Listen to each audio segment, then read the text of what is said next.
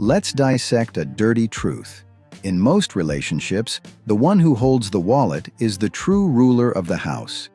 In this video, I'm going to expose a secret hidden behind closed doors. You cannot claim authority when you are dependent on your partner for your most basic needs. I've experienced with total bitterness how money, instead of being a tool for comfort, becomes the rope used to hang your self-esteem. I learned that when you lack financial independence, your partner, consciously or subconsciously, loses respect for you and sees you as a subordinate rather than a partner. If you think kindness can fill the void of financial power, you are deeply mistaken. It's time to learn how to cut the toxic financial umbilical cord so you can stand tall and speak your mind in that relationship again. Step into the unseen. Welcome to the ultimate masterclass in decoding the female mind. Emotional blackmail through money. How financial dependency robs you of your right to protest. The psychology of money and the philosophy of survival. When banknotes replace emotions. Hello, dear followers.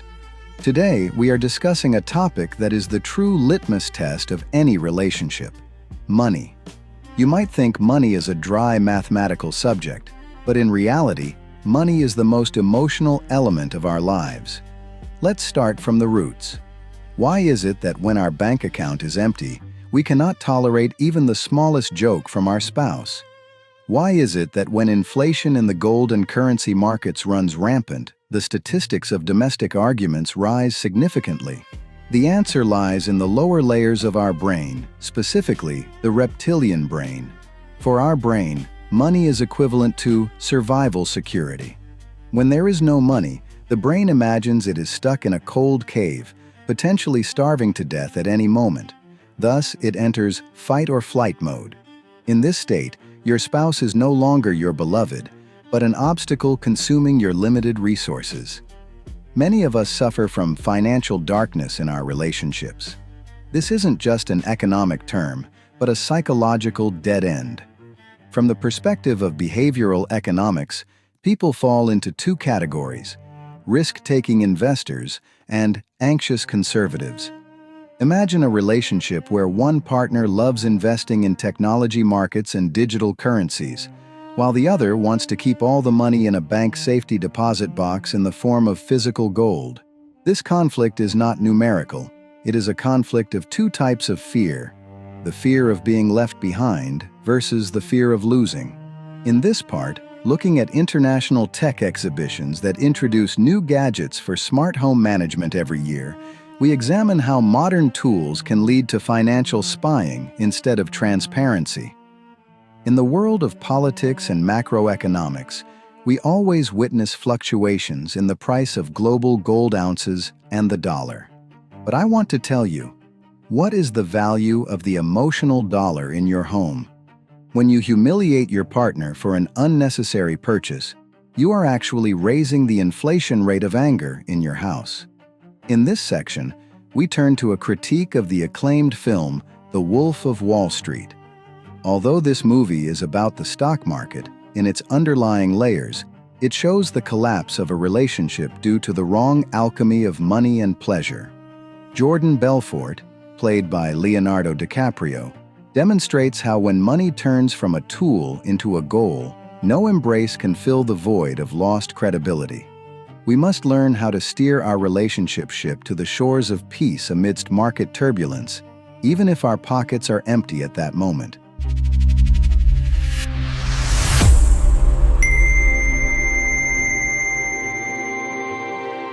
Toxic dialogues in the financial battlefield, the secret purchase scenario, and dissecting a lie. In this part, we want to enter one of the most sensitive scenarios of married life: the financial lie. Let's imagine a very long and detailed situation. Farhad, who has a great interest in technology and gaming, has bought the latest computer system without coordinating with Mariam. Mariam, who has spent the entire month saving up for their summer trip, accidentally finds the invoice in the trash can. This is where a spark explodes the powder keg. Reconstructed dialogue, with full detail of tone and movement. Mariam, holding the crumpled paper, her voice trembling with rage. "Farhad, can you explain this to me? 40 million tomans? For a graphics card? Right when I canceled our hotel reservation because of the budget shortage?" Farhad, initially shocked, then becomes defensive, trying to answer with an authoritative but shaky tone. "Mariam, don't start again. This is an investment. I can take on heavier projects with this. Besides, I work from morning to night to keep this life running. Don't I have the right to spend on my work tools?" Mariam, with a sarcastic tone, moving closer to his personal space. "Work tools? Or a new toy? My issue isn't about the money, Farhad. It's about the fact that you lied to me. You said you didn't get a bonus this month. You don't accept me as your life partner. You see me as a controller you have to hide things from." Farhad, shouting and physically retreating. "Yes, I hide things because you're always looking for an excuse to ruin my pleasures. Every time I take a step for myself, you line up a long list of miseries."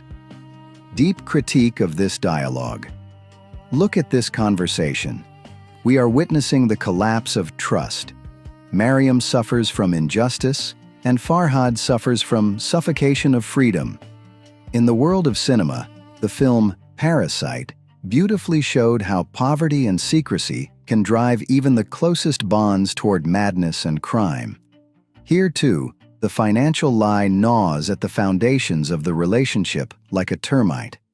From a tourism perspective, this couple has lost their trip, but in reality, they have lost their peace of mind. As an analyst, I tell you, this couple's problem won't be solved with an Excel spreadsheet. They must learn that money has constricted their vocal cords. In this part, we learn how to use the technique of emotional accounting. Instead of controlling each other's every cent, we agree on shared values. If Mariam and Farhad had a personal pleasure budget beforehand, there wouldn't have been a need for this level of secrecy and humiliation. Money should be a tool for building sports memories, long travels, and domestic peace, not a chain for the imprisonment of our partner's soul. The strategy of radical transparency. Moving from me to us in the emotional balance sheet. In this section, we turn to one of the most complex concepts in business and family management: radical transparency. According to an article in the Harvard Business Review, organizations that share financial information transparently with employees have higher productivity. This is 100 times more vital at home. The problem for many couples is that they view money as a private matter, even after marriage. This traditional mindset is the root of many misunderstandings. Deep analysis of conflict of interest. Let's examine a challenging scenario. Imagine the wife works for a large tech company and has a high income, while the husband is looking to launch his own startup and currently has no steady income. Here, the balance of physical and financial power is disrupted. Long analytical dialogue. Husband: "I know the burden of expenses is on you right now, but if this project takes off, our entire future is guaranteed. I just need us to take this month's server costs from our joint savings." Wife, in a tone trying to be logical but showing exhaustion: "It's not about 1 or 2 months. It's about the fact that we have no clear vision. I'm cutting back on my hobbies, my clothes, even my rest time so you can follow your dreams. But I feel like in this journey, I'm just a bank, not a partner." Husband, defensive: "So you think I'm just having fun? I'm coding 16 hours a day. It's unfair that you don't see my effort." Wife: "I see your effort, but I also see your secrecy. Last week, without telling me, you bought a ticket for that tech conference. Why? Because you were afraid I'd say no? That means you don't trust my judgment." My personal commentary. In this dialogue, we see a credibility gap.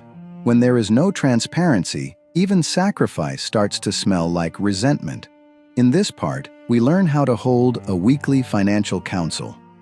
A place where we gather not to catch each other in lies, but to align our dreams.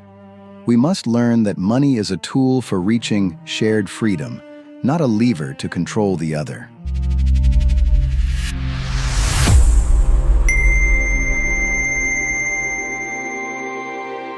Cinematic critique and the illusion of aristocracy. Lessons from The Great Gatsby for modern life. Let's step away from the world of numbers for a moment and enter the world of cinema and literature. Why is F. Scott Fitzgerald's The Great Gatsby still, after decades, the best critique for relationships based on money? Gatsby thought that by accumulating legendary wealth and throwing magnificent parties, he could turn back time and win Daisy's heart. But the fundamental critique is this: money can buy attention, but it cannot create commitment.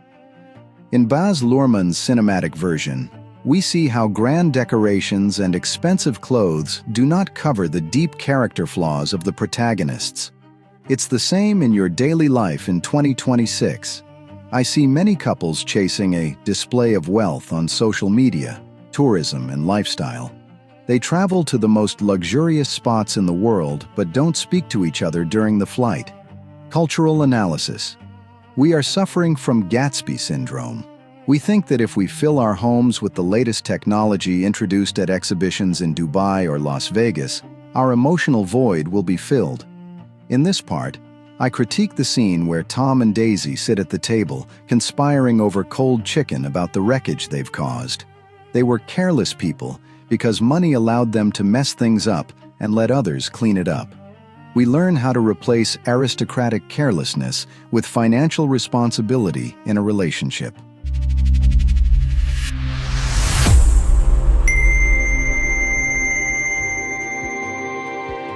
Wealth management technology and team spirit in sports. How to navigate a crisis. In this section, we look at the intersection of technology and sports. Today, AI-based applications can predict when you will experience financial tension based on your spending habits. In recent exhibitions, smart wallets have been introduced that alert the partner if the approved budget is exceeded. But is this technology good for the relationship? My expert opinion: such technologies might bring discipline, but they don't bring trust.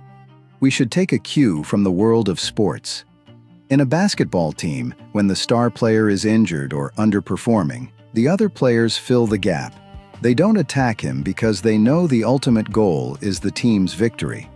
In a marriage, when one spouse suffers a financial loss due to macroeconomic conditions or a personal mistake, the partner must play the role of the coach, not the referee. In this part, we learn post-failure reconstruction strategies. How, when our investment in the stock or currency market fails, instead of saying the toxic phrase, "I told you so," we say, "How do we fix this together?" We also look at economic tourism, how to create experiences on a limited budget that keep the relationship's dopamine high. Experience shows that the joy of a simple camping trip in nature is sometimes greater than a 5-star hotel in Paris, provided the tone between the couple, as per episode 10, is right.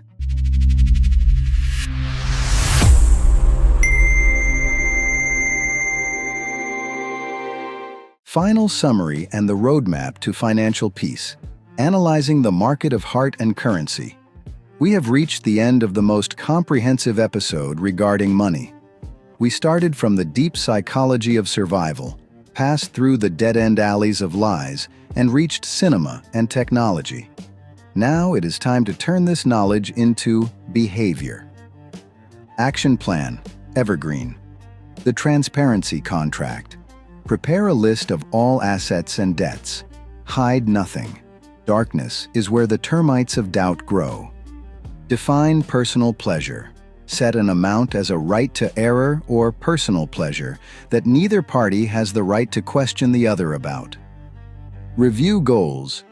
Do you live for money, or does money work for you? I hope this episode has changed the way you look at your wallet and your partner. In the next episode, we will head to the topic of the power of praise, how to turn your partner into the hero of your life with words.